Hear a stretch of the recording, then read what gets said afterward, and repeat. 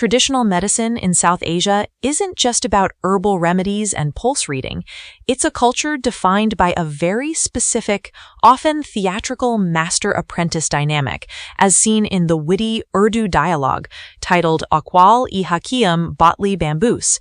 This script, which literally translates to the words of wise man Batli Bamboos, captures a hilarious moment in a traditional clinic, or matab, where a seasoned Hakeem uses a mix of sharp intuition and social pressure to manage his apprentice. It's such a quintessential setting for Urdu satire. You have this Hakeem, the wise elder, and his apprentice, the Shagird. In these traditional roles, there's a strict hierarchy, but as we see in Batli Bamboos, that hierarchy is often subverted through humor and clever wordplay. The story starts with a really interesting observation from the Hakeem. He notices his apprentice is entering with unusual confidence. He immediately jokes that if the boy still has money in his pocket at the end of the month, his salary must be too generous. That old-school employer mindset. The Hakeem sees the apprentice's confidence and assumes he's living too large. The technical term for this setup in Urdu literature is often linked to the culture of the matab, where the Hakeem acts as a community pillar. A great example of a real-life legendary figure who embodied this is Hakeem Ajmal Khan, who founded the Ayurvedic and Unani Tibia College in Delhi. In this dialogue, the author even name-drops Ajmal Khan's clinic to add weight to the satire. Exactly, and the conflict escalates when the Hakeem claims he received a complaint from Ajmal Khan's prestigious clinic. He accuses the apprentice of walking past their shop the previous evening with kulhe matka. Now, for an English-speaking audience, that phrase is where the real nuance lies. Kulhe matka, or kulhe matkana, refers to a specific way of walking, literally swinging or rotating the hips. In a conservative social context, it's a colloquial way of saying someone was strutting around in a flirtatious or showy manner, likely trying to catch the eye of a girl. It's a very vivid physical idiom. The Hakeem isn't just accusing him of being somewhere else, he's accusing him of having a roving eye. But the genius of the scene is the apprentice's reaction. Instead of getting defensive in a quiet way, he launches into this passionate denial. He swears he hasn't even been in that direction for 3 days. It's that protesting too much energy that somehow works on the Hakeem. That's the brilliant reversal. Normally, if your boss catches you in a lie or hears a rumor about your lack of professionalism, you're looking at a pay cut. The Hakeem even says, maybe a salary cut is warranted. But when the apprentice defends his honor with such creative oath-taking and fervor, the Hakeem completely flips. He decides to give him a raise instead. It's a complete subversion of expectations. Why do you think he gives the raise? Is it because he respects the audacity, or does he realize he's successfully taming the apprentice by keeping him off balance? It's likely a bit of both. In these traditional dynamics, the ustad or master often tests the shagird to see their wit. By denying it so passionately, the apprentice shows he understands the social stakes. But there's a final layer of humor when the apprentice, despite his successful defense, actually asks what kulhe matka means. He won the argument without even knowing what he was accused of. That's the ultimate punchline. He was so busy defending himself that he didn't realize the specific nature of the flirtatious walk he was supposedly doing. When he asks for a definition, the Hakeem almost starts to explain, saying it refers to a young man noticing a girl in a flirtatious way. But then he catches himself. He just shuts it down and tells him to get back to the mortar and pestle. And the mention of the 10 formulas they have to prepare today is a great nod to the labor-intensive nature of Unani medicine. In a traditional madhab, you aren't just handing out pre-packaged pills. You're grinding herbs, mixing oils, and following ancient Greco-Arabic texts. The mortar and pestle aren't just props. They represent the hard work the apprentice is trying to escape with his unusual confidence. The choice of the name Batli Bamboos is also a bit of a wink to the audience.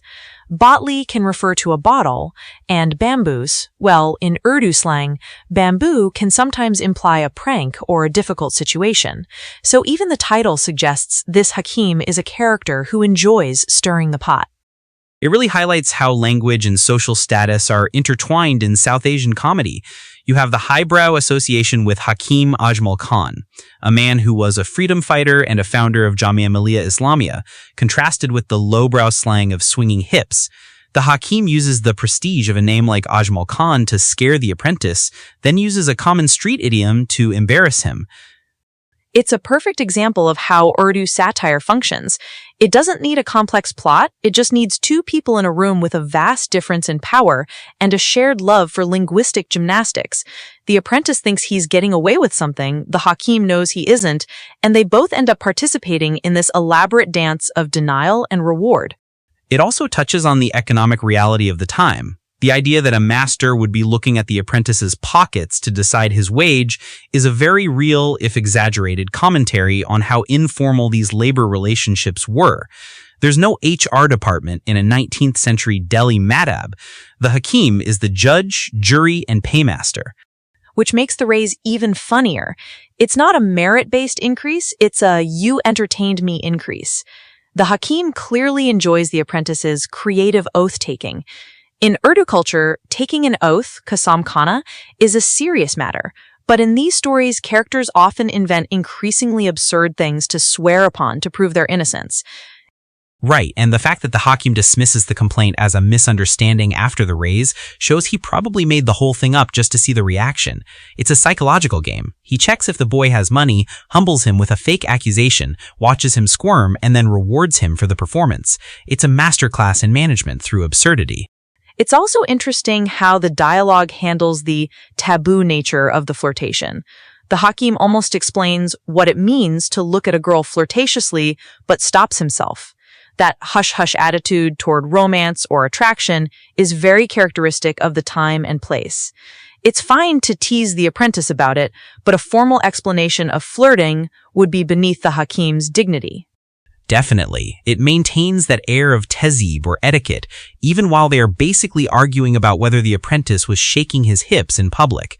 The juxtaposition of the serious work, preparing those 10 formulas, with the ridiculous accusation of kulhe matka, creates a rhythm that is very common in Urdu stage plays and radio dramas. It reminds me of the works of satirists like Mushtaq Ahmad Yusufi or Patris Bokhari, where the humor comes from the sheer density of the language. You have to be quick to catch the jokes. If you don't know what a matka is, a clay pot, often used as a metaphor for a certain shape or movement, you miss the physical comedy of the insult. That's a great point. A matka is round, it wobbles if you move it, so saying someone is matkaing their hips is a very specific, almost unflattering image. It's not just walking with swagger, it's walking in a way that's noticeable and perhaps a bit ridiculous. The apprentice's denial is basically him saying, "I would never be that ridiculous," which the Hakeem finds worthy of a raise. And yet, the apprentice's confusion at the end keeps him in the role of the shagird. He hasn't fully graduated to the master's level of wit yet because he still needs the master to explain the slang. The Hakeem gets the last word, the last laugh, and he gets his medicines prepared. It's a win-win, even if the apprentice is still scratching his head about his own hip movements. It's a beautiful slice of life that shows how humor can bridge the gap between two very different generations. Even in a rigid system of traditional medicine, there's room for this kind of playful, intellectual sparring.